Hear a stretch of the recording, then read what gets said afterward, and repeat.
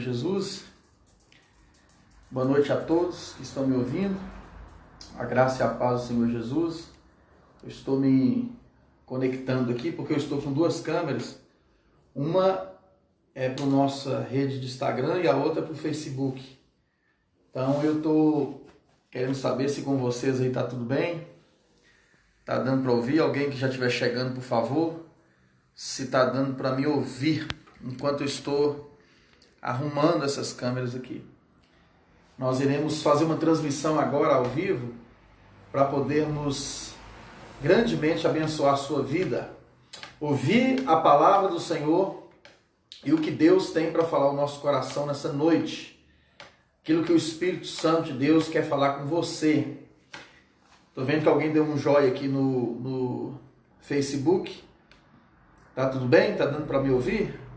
Devido eu estar usando um áudio aqui, a gente teve um problema aí para trás. Aí se tiver tudo ok, vocês por favor coloquem aí. Coloquem um joinha aí, por favor. Porque aí eu vou saber que tá tudo beleza. Para que nós possamos começar essa transmissão de hoje, falando um pouco do amor de Deus, do Evangelho. Então, tá ali, a Leila falou que tá ótimo, né, Leila? Está sim. Beleza, então tá dando para ouvir, ok? Enquanto isso, vocês vão pegando a Bíblia, a Palavra de Deus, que se encontra em Isaías, capítulo 53. Isaías, profeta Isaías, capítulo de número 53, versículo 1. Eu vou ler só um texto do versículo da Palavra do Senhor, para que nós possamos ouvir o Evangelho, ouvir as boas novas do Senhor, ouvir aquilo que Deus tem para falar ao nosso coração. Pelo Facebook está dando para ver ali que o pessoal está chegando. Eu não sei aqui pelo Instagram, mas se alguém estiver nos ouvindo pelo Instagram, por favor, possa dar um oi aqui para a gente poder transmitir essa palavra de Deus ao seu coração. E que Deus venha ter misericórdia de nós nessa noite.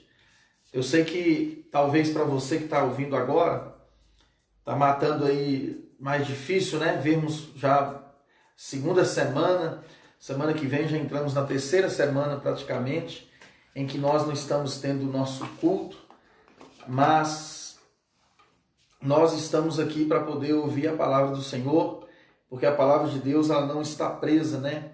A palavra de Deus ela está aqui e com certeza Deus tem algo ao seu coração, ao meu coração. Então eu queria em Isaías, se você puder pegar aí a palavra do Senhor que está em Isaías, profeta Isaías 53, versículo 1. Eu queria ler uma mensagem aqui para Deus certamente falar aos nossos corações. Profeta Isaías, capítulo de número 53, versículo 1.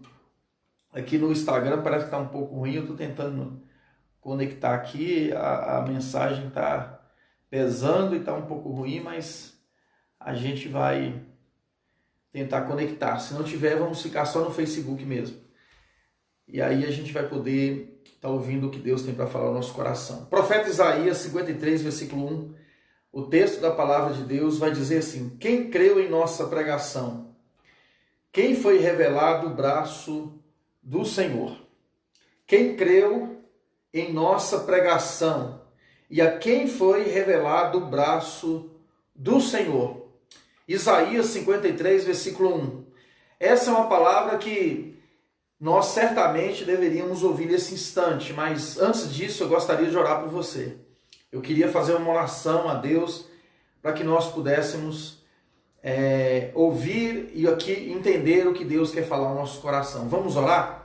Deus, em nome de Jesus, nós estamos aqui, ó Pai, diante da Tua graça, da Tua misericórdia e pedimos ao Senhor que fale ao coração de cada um que está me ouvindo, ó Deus, da Tua igreja, do Teu povo, e que o Espírito Santo do Senhor possa, ó Deus, tocar em cada um e edificar as nossas vidas. Para a glória do Teu santo nome nós te pedimos. Amém. Amém. Quem creu em nossa pregação? Isaías foi um profeta messiânico do Antigo Testamento. Ele, 700 anos antes de Jesus vir ao mundo, Isaías falava a respeito de Jesus. E Isaías, ele usa o texto, principalmente aqui no capítulo 53, ele descreve uma biografia da pessoa de Jesus. Ele fala a respeito de quem é o Senhor, quem é o Salvador, quem é que viria de ir ao mundo, o que ele estaria fazendo aqui, qual era a sua missão, não só a sua missão, mas como ele passaria nessa vida em relação à missão que ele tinha para fazer.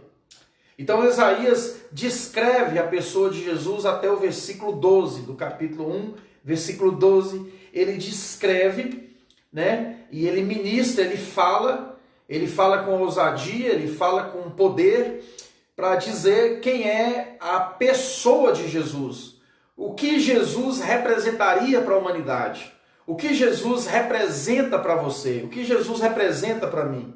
Então ele traz uma mensagem de esperança, uma mensagem de fé, uma mensagem de coragem. E é essa noite que eu gostaria de deixar essa mensagem para você, uma mensagem de esperança. Porque a palavra é porque cremos no Evangelho, porque cremos na pregação da palavra. Antes de nós entendermos o texto aqui, nós precisamos primeiro saber por que as pessoas, e muitos de nós, não dá crédito ao Evangelho. Porque Isaías começa no versículo 1 do capítulo 53 dizendo assim: quem creu em nossa pregação? Ele faz uma pergunta. Quem é que acredita em nós? Quem é que acredita na Bíblia? Quem é que acredita no Evangelho? Ele faz uma pergunta sobre isso. Uma pergunta, claro, com interrogação. E ele tenta enquadrar essa mensagem gerando uma dúvida nos seus ouvintes. E a dúvida é: quem é que está disposto a ouvir o Evangelho hoje? Quem é que se interessa pela palavra de Deus agora? Quem são os espectadores da fé? Quem são a multidão que está interessada no Evangelho? Quem são as pessoas que valorizam o Evangelho? Quem são as pessoas que perguntam e querem saber o que significa o Evangelho? Isaías começa assim: quem é que crê em nossa pregação? Quem é que conheceu ou quem é que entende as revelações do Senhor? É isso que ele tenta apontar para nós. E é dessa natureza de Isaías que eu gostaria de aplicar essa mensagem do Evangelho ao seu coração. A inversão do Evangelho é, primeiro, pessoas que pensam que o Evangelho é um grupo de pessoas separadas. São religiosas, são pessoas alienadas, são pessoas difíceis, são pessoas complicadíssimas. Pessoas que acham que o Evangelho é para gente ignorante, que é para gente sem conhecimento, para gente alienado.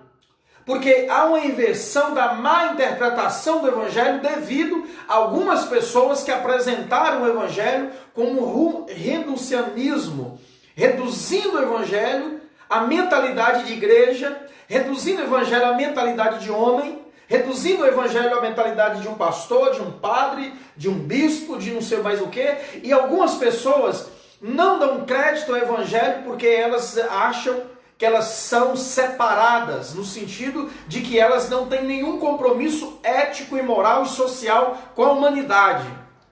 Elas acham que nós somos distantes de tudo e de todos. Para algumas pessoas, o Evangelho não tem dado crédito, porque essas pessoas não sabem que o Evangelho é importante em todo segmento da sociedade.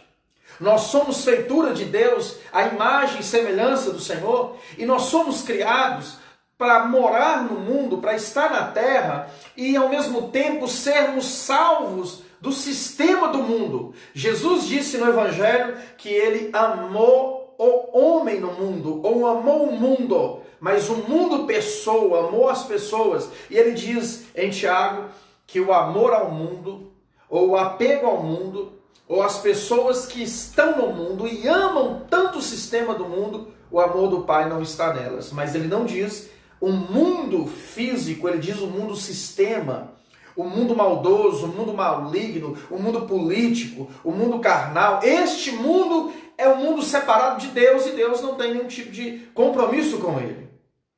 Por que algumas pessoas não creem no Evangelho? Algumas coisas eu tentei trazer aqui para vocês. Eu acredito que por causa dos sistemas religiosos, entre usos e costumes que algumas religiões apresentam. O Evangelho tem sido reduzido e inferiorizado a um costume de roupa, um costume de cabelo, um costume de barba, um costume de eu posso isso, eu não posso aquilo. E esses costumes vão trazendo peso nas pessoas, vão trazendo angústia nas pessoas, vão trazendo vaidade nas pessoas. E essas pessoas não conseguem viver o verdadeiro Evangelho devido elas não conseguirem entender que o Evangelho é muito maior do que uma placa de denominação. Nós estamos agora enfrentando esse percalço, desse vírus da sociedade, desse surto que nós estamos vivendo, e devido a isso nós estamos vendo que o Evangelho ele está no Facebook, ele está nas redes sociais, ele está na boca dos líderes, dos pastores, dos evangelistas, das pessoas que querem pregar, e por isso ela não consegue entender a dinâmica do Evangelho. Pois bem, irmãos, eu gostaria então, em síntese, aplicar para vocês porque nós cremos no Evangelho, porque João e porque Isaías fala a respeito do Evangelho. A primeira delas que eu gostaria de aplicar ao seu coração é que nós cremos no Evangelho porque no versículo 4 de Isaías, do capítulo 53, ele vai dizer assim: certamente ele tomou sobre si as nossas enfermidades e as nossas dores. Por que cremos no Evangelho? Nós cremos no Evangelho porque Deus, ele removeu de nós toda a nossa enfermidade emocional. Ele removeu de nós toda a nossa enfermidade espiritual. O Evangelho de Jesus Cristo é não um segmento de doutrina, não um pacote denominacional, não uma leitura humana, mas o Evangelho de Jesus Cristo, ele é poder. É por isso que o apóstolo Paulo, escrevendo em Romanos 1,13, ele vai dizer assim: eu não me envergonho do Evangelho, porque o Evangelho de Jesus é poder para todo aquele que nele crê. Então o Evangelho de Deus é uma ação do Espírito, não em letras, porque a letra mata, mas é uma ação de poder do Espírito que transforma a alma humana. Jesus disse assim: ele veio para libertar os que estão cativos de Satanás. Ele diz assim: os sãos não precisam de médico, mas sim os doentes. O Evangelho é uma alternativa espiritual que Deus nos dá para remover as enfermidades da nossa vida, para tirar de nós o peso do pecado, para aliviar nossas culpas, para aliviar nossos medos, para nos garantir segurança, para nos garantir paz, para nos garantir certezas e convicções que o governo e o mundo não pode te dar. É por isso que nós cremos no Evangelho. Porque o Evangelho ele remove de nós todas as nossas enfermidades e joga fora. Hoje nós vivemos num mundo capitalista, no mundo onde os governos brigam por causa da economia e por causa do capital e por causa do bem social. Nós vemos pessoas nesse instante morando em grandes palácios, pessoas fechadas, enclausuladas em apartamentos luxuosos, pessoas que têm dinheiro, empresários riquíssimos. Eu não estou falando mal das pessoas que têm essa condição financeira, eu estou dizendo que essas coisas não podem salvar a alma de ninguém. A alma ela precisa de algo bem maior do que simplesmente o prazer daqui e dali. Ela precisa da graça, ela precisa do poder de Deus, ela precisa da ação do Espírito. E o Evangelho de Deus ele é poder. Poder para quê? Para nos libertar dessas coisas, para nos arrancar desse mundo de trevas e aliviar as nossas culpas e os nossos medos. É por isso que o Isaías está dizendo, quem creu em nossa pregação, e no versículo 4, porque ele veio para remover todas as nossas enfermidades. A palavra no hebraico enfermidade significa, ele veio para tirar de nós todo o adoecimento da alma, todo o peso da alma.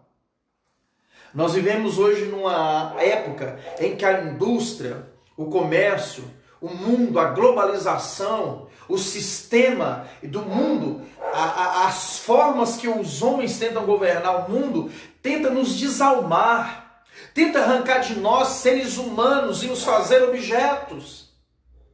Tenta nos fazer pessoas robotizadas. Tenta nos fazer pessoas alienadas. Nós somos, parece que, escravo de um sistema do mundo. Esse escravo capitalismo, esse escravo dinheiro, esse escravo educação, esse escravo mercado para trabalhar, esse escravo, e vai nos adoecendo. Vai nos fazendo ser seres pessoas que só podem ser bem-sucedidos na vida se nós tivermos títulos, se nós tivermos diplomas, se nós tivermos poder aquisitivo. E isso adoece a nossa alma. Por isso que Isaías está dizendo: quem creu em nossa pregação? Porque ele veio com poder remover de nós, com braço forte, aquilo que o Espírito Santo deseja falar ao nosso coração. Deus quer remover de você todo o peso. Você que está andando cansado. João 7 diz que Jesus chegou no último dia, chamado dia da festa da Páscoa. Ele diz: vinde a mim todos que estão cansados. Ele diz lá: aquele que tem sede, venha a mim e beba, porque eu tenho água para dar para vocês. Eu tenho vida para dar para vocês.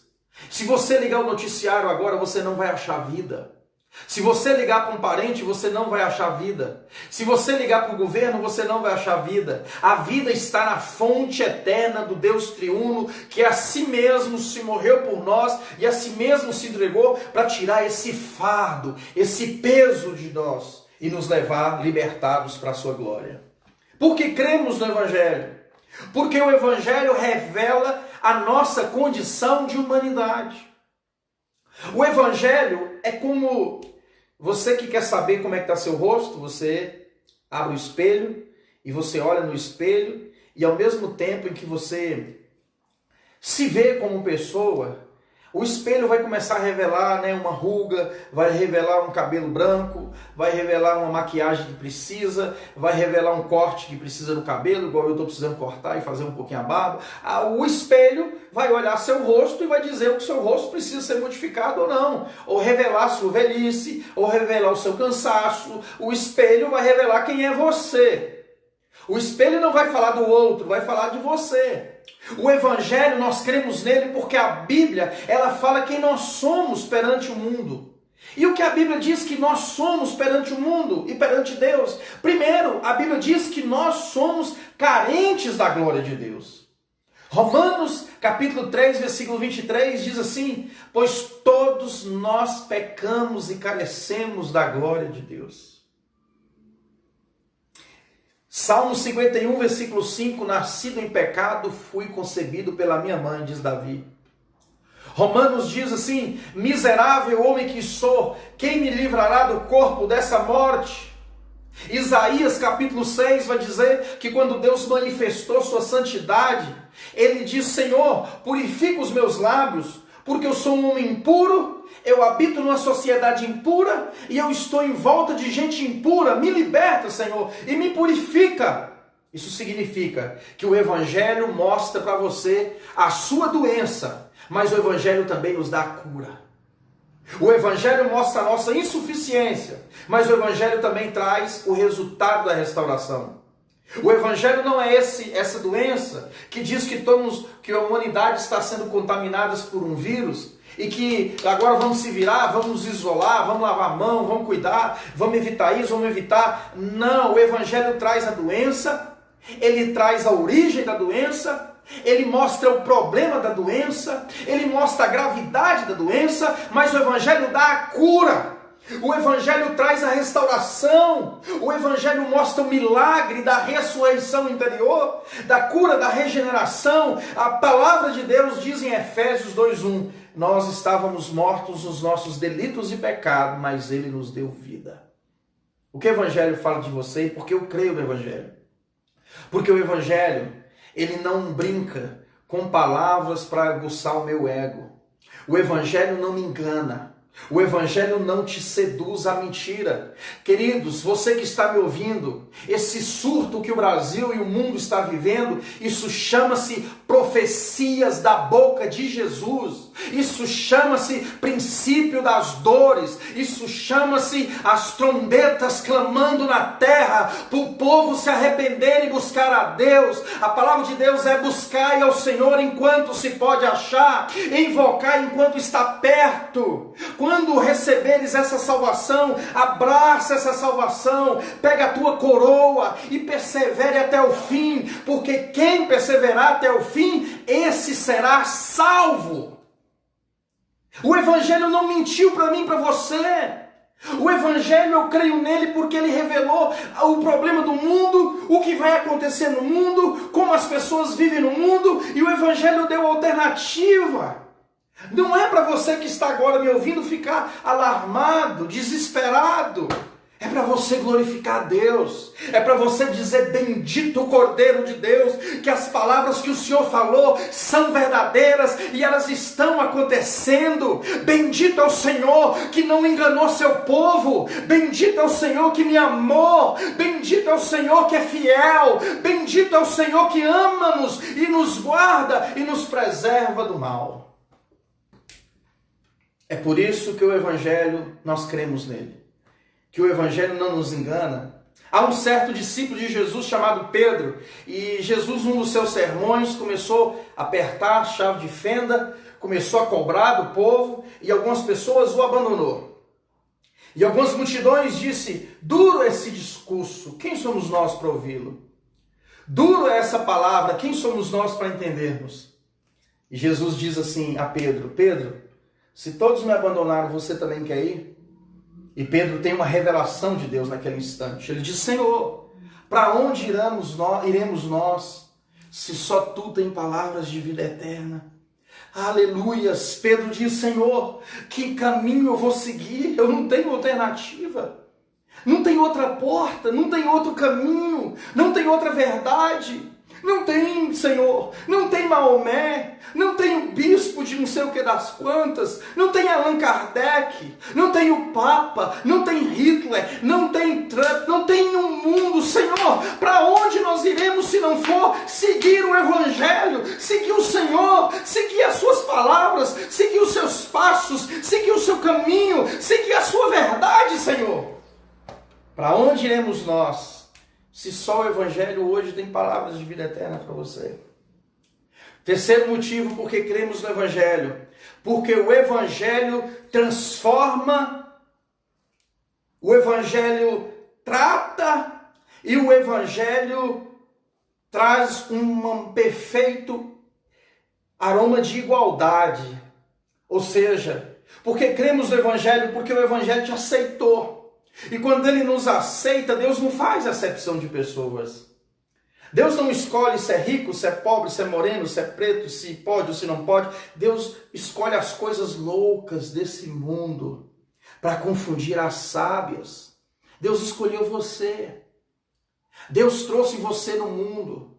Deus trouxe um pregador para falar o seu coração um dia. Deus te separou no meio da sua família. Deus escolheu você que está me ouvindo. Porque cremos no Evangelho, porque o Evangelho não é de separação. O Evangelho não é segmentos de ações sociais. O Evangelho não é pegar pessoas que acham que são bonzinhas e maravilhosas e dizer: eu gosto de você, não gosto de você, você é bacana. Não, não, não. A palavra de Deus está dizendo que o Evangelho nos aceita do jeito que a gente é. Jesus disse assim: venha como estás. Vinde a mim como estás, que eu vou arrancar você, os problemas que você está. Então ele aceita, o Evangelho nos transforma e o Evangelho nos iguala. Olha que maravilha, olha esse tripé de bênção. O Evangelho aceita-nos como somos, nos nossos defeitos, nas nossas mazelas, nos nossos erros. Seu patrão às vezes não te aceita se você errar. Seu marido às vezes não te aceita da forma que você é, seu esposo, seu filho, mas o Evangelho ele te aceita, ele te chama como estás. Vinde a mim você que está cansado nessa noite, Há um convite da graça agora, há um banquete dos céus lhe implorando e cantando anjos do mundo celestial, dizendo: vinde à fé, vinde ao Evangelho, porque o Evangelho quer salvar você, não só te aceitando, mas te transformando e te colocando no pé de igualdade. Porque cremos no Evangelho, porque o Evangelho, além dele nos salvar, além de tirar a enfermidade, além de nos tirar da alienação do pecado, o Evangelho é o único que tem poder de dar sentido para a vida. Ninguém no mundo pode dar sentido para você. Veja bem, o que é isso, sentido para a vida? É como se você levantasse, comesse, bebesse, trabalhasse, voltava para casa, cuidava dos filhos e a sua vida vai virando uma rotina. Aí você tem dinheiro, faz uma compra, daí a pouco aquela compra já não presta, você faz outra compra, e daí a pouco você já faz outra, e você vai vivendo uma vida só em volta de um rodízio de angústia e de tédio que não tem sentido nenhum. O Evangelho, ele nos possibilita muito mais do que sobreviver, ele nos possibilita a graça de viver. O Evangelho de Jesus Cristo, ele nos chama a viver algo diferente. Há uma grande diferença entre sobreviver e viver. Há pessoas hoje que só sobrevivem. Quem são as pessoas que só sobrevivem? As pessoas que só trabalham, só comem, só têm filhos, só têm famílias. Talvez agora estava na lanchonete, talvez agora estava viajando, talvez agora estava em alguma festa, talvez agora estava trabalhando. Mas o Evangelho da Graça nos dá sentido. Apóstolo Paulo em Gálatas 2:20 ele vai dizer assim: não mais vivo eu, mas Cristo vive em mim, e o viver que agora eu vivo pela fé no Filho de Deus. Você é muito mais do que o que come e do que o que bebe, você é muito mais do que o que tem ou que deixa de ter. Paulo diz isso em Efésios quando ele diz assim: pois nós outrora éramos pobres, nos tornamos ricos em Cristo Jesus. Que maravilha, que maravilha! Hoje nós temos o Evangelho que deu sentido para nós. A minha vida estava longe do Salvador, mas hoje ele nos deu sentido. Hoje você pode dormir, amanhã você pode acordar e depois você pode viver, sabe por quê? Porque sua vida tem sentido sim. Você não nasceu só para casar, ter filhos e família, você nasceu com um propósito mais nobre. Você nasceu com uma grandeza maior dentro de você. E essa grandeza veio do alto, veio do Espírito de Deus. A vida passa a ter sentido quando nós encaramos a realidade da vida baseada no Evangelho. A vida de Maria teve sentido quando Jesus chegou na vida dela. A vida de Paulo passou a ter sentido quando Deus o chamou para pregar o Evangelho. A sua vida vai ter sentido quando a sua vida tiver um propósito. E qual é o propósito? Glorificarmos a Deus. Por que nascemos? Por que estamos no mundo? Por que você está me ouvindo? Por que nós estamos vivendo? É porque nós temos um propósito de Deus para cumprir nesta terra. Essa é a mensagem do Evangelho. Nós não fomos criados por acaso. Nós não fomos fruto de uma coincidência de namoro entre meu pai e minha mãe. Nós não fomos colocados no mundo porque não tinha outra alternativa. Não. Você vem no mundo porque dentre 500 milhões de espermatozoides, entre 500 milhões que viria para fecundar alguém da sua família, vem você. Por isso nossa vida é feita de propósitos. Nossa vida não é feita de coincidências. Nossas vidas não é feita de acidentes. Apóstolo Paulo diz assim: porque todas as coisas cooperam para o bem daqueles que amam a Deus. Paulo está dizendo, gente, esse cativeiro que estamos vivendo, este mundo que estamos vivendo, tem um propósito por trás de tudo isso, que Deus está realizando para o seu povo. O povo de Deus é que vai se beneficiar. As pessoas que vão entender. Não basta simplesmente orarmos para que um vírus se estabelece da terra e a vida volte a ser o que é da mesma forma. Isso não teria sentido se Deus permitisse isso. Porque quem crê no Evangelho, crê que todas as coisas corroboram para o nosso bem. Apóstolo Paulo em Tessalonicenses 5,17, ele diz assim: em tudo dai graças, porque essa é a vontade de Deus em Cristo Jesus. Ele diz assim em Filipenses 3, porque eu aprendi a viver em toda e qualquer situação, sem andar na escassez e sem andar na abundância. No entanto, eu tudo posso naquele que me fortalece. Eu tudo posso naquele que me chamou. Eu tudo posso naquele que é maior do que a escassez, que é maior do que o vício, que é maior naquele que me fortalece. Será que eu posso ouvir de você embaixo escrevendo, eu tudo posso? Será que você pode dizer aí embaixo, eu tudo posso naquele que me fortalece? Será que nós queremos Deus só para abundância? Será que nós queremos Deus só para riqueza? Será que nós queremos Deus só para nos livrar dos problemas? Será que nós queremos Deus só para livrar das dores e dos sofrimentos? Não é isso o propósito do Evangelho. O propósito do Evangelho é nos fazer ser gerados como filhos de Deus no meio de uma nação impura e contaminada pelo pecado. Por isso que nós cremos no Evangelho, porque o Evangelho é a única alternativa que oferece ao ser humano a garantia de viver novamente, a garantia de ser feliz novamente, a garantia de que nós não dependemos condicionalmente das coisas para ter a nossa fé e a nossa alegria, a nossa esperança. Porque nós cremos no Evangelho? Porque o Evangelho nos propõe vitória. Nós cremos no Evangelho porque ele nos propõe vitórias. Quais são as vitórias que o Evangelho nos propõe? Vitória contra o pessimismo, vitória contra o pecado, vitória contra a fraqueza. O Evangelho te propõe vitória. Porque cremos no Evangelho, porque o Evangelho me garante que eu não estou com os meus pés numa areia movediça, que eu não coloquei e depositei a minha fé num Deus que está ausente do mundo, que eu não coloquei a minha fé no ateísmo, no ceticismo. Não, a Bíblia diz que Jesus nos prometeu que Ele estaria conosco todos os dias. Jesus te prometeu que Ele estaria com você em todos os momentos da vida. Ele não nos garantiu que nós não teríamos tribulação, que nós não viveríamos tristeza, que nós não seríamos dispensados de serviço, que nós não poderíamos contrair um vírus. Ele não disse isso. Ele disse que em todas as coisas você poderia se estivesse nele.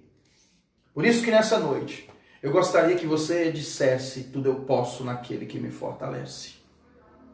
Eu posso naquele que me fortalece. Apóstolo Paulo em Romanos, ali alguns estudiosos dizem que ele faz ali um cântico de expressão de louvor, quando ele diz assim, ó profundidade da riqueza, de sabedoria do Senhor, quem foi o seu conselheiro?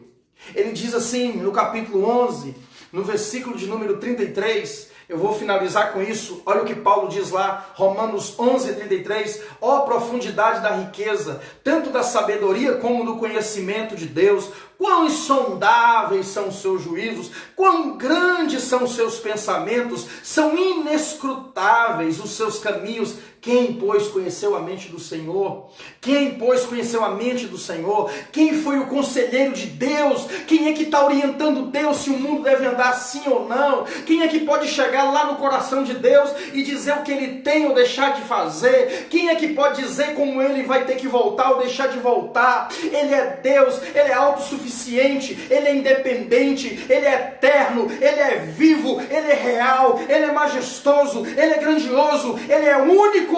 Ele é Senhor, Ele é Deus para fazer morada dentro de nós. É por isso que Paulo vai dizer assim, em Romanos 11:35, quem primeiro deu a Ele para que venha a ser restituído? Porque Ele, por Ele, por meio dEle e para Ele são todas as coisas. A Ele, pois, a glória eternamente. Amém. Apóstolo Paulo finaliza dizendo assim, porque para Ele, por meio dEle, são todas as coisas. Coronavírus está na mão de Deus, o mundo está na mão de Deus, os governos da terra estão na mão de Deus, o anticristo está na mão de Deus, Satanás está na mão de Deus, a sua vida está na mão de Deus. Tudo pertence ao Senhor dos exércitos e nada escapa às suas olhares e à sua mão grandiosa. Tudo está na mão do seu Deus. Tudo passa pelo processo de Deus. Deus não está alheio ao mundo, Deus não está alheio à vida, Deus não está alheio à sua dor, ao seu sofrimento, Deus não está alheio ao seu pesar nessa hora, Deus não está alheio à sua falta de recurso financeiro, Deus não está alheio ao seu problema financeiro ou problema de serviço, Deus não está alheio a uma doença infernal, Deus não está alheio à morte nos hospitais, Deus não está alheio às pessoas que partiram dessa para outra. A Bíblia diz que o mundo e a morte estão na mão de Jesus. Por isso, com fé, eu queria que você colocasse a mão no seu coração. E eu gostaria de orar por você. E você coloque aqui embaixo depois o seu pedido de oração. Porque eu não me envergonho do Evangelho, foi o tema dessa mensagem. Porque nós não envergonhamos dessa palavra? Porque essa palavra é o único antídoto que nós precisamos agora. Gente, preste atenção, meus irmãos, você que está me ouvindo, preste bastante atenção. Eu vou tentar chegar um pouquinho mais perto. Preste bastante atenção no seu ouvido. O coronavírus, se passar, se ele for embora agora, se ele falar, tchau, eu vou voltar de onde eu vim, ou eu vou sumir, eu vou ser estipado, e as pessoas continuarem sem o Evangelho, essas pessoas vão perecer eternamente, não vai adiantar. Não vai adiantar antídoto, não vai adiantar infectologistas, não vai adiantar uma rede farmacêutica para dar injeção no povo. O que a humanidade mais precisa, o que a humanidade mais anseia, o que a humanidade tem que fazer é perdoar, pedir perdão pelos seus pecados e se voltar para Deus enquanto pode achá-lo. É consertar a sua vida com Deus agora, é mudar seu comportamento, é orar a Deus, é amar o próximo, é perdoar seu marido, é perdoar seu filho, é perdoar seu patrão, é parar de murmurar, é parar de blasfemar, é parar de questionar Deus. Paulo está dizendo assim, quem é o conselheiro de Deus? Deus sabe o que ele está fazendo, ele não errou por ter permitido tudo isso. Por isso eu te peço que em nome de Jesus, nessa noite, você ore comigo. Por favor, ore comigo em nome de Jesus. Aí no seu lugar, onde você estiver, faça essa oração em nome de Jesus. Pai eterno, nós queremos em nome de Jesus entregar as nossas vidas ao Senhor, ó Pai.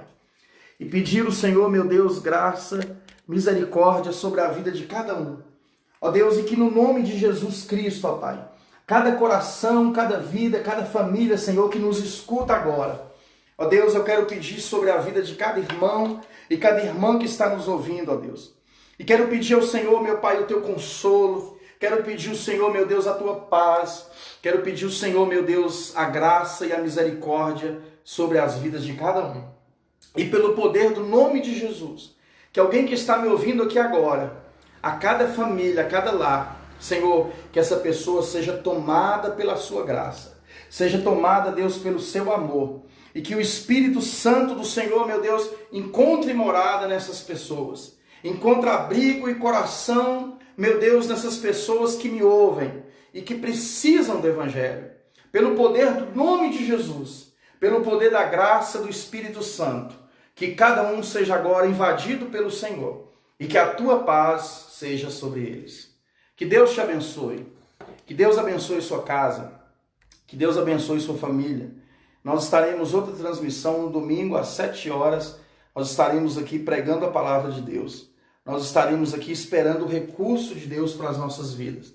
Lembrando que nós cremos no Evangelho, porque é poder de Deus. Por favor, compartilhe com alguém essa mensagem. Um parente seu, coloque por favor aí na sua página, né? Compartilhe do lado. Certamente alguém vai ouvir. Uma pessoa que ouvir vai ser tocada por essa palavra. Alguém que você ama, alguém que você quer bem, alguém que você conhece, faça isso. E com certeza Deus, ele vai usar esse recurso, essa ferramenta para salvar alguém, para abençoar as nossas vidas. Que haja uma ação espiritual de Deus nas famílias agora, que haja uma ação de Deus no mundo para que o Evangelho seja mais ouvido. Porque é isso que Isaías está dizendo, quem creu em nossa pregação. Deus te abençoe. Coloque seu pedido, nós vamos agora orar, eu vou ajoelhar ali e vou orar por cada pedido e que Deus te abençoe em nome de Jesus. A paz do Senhor a todos.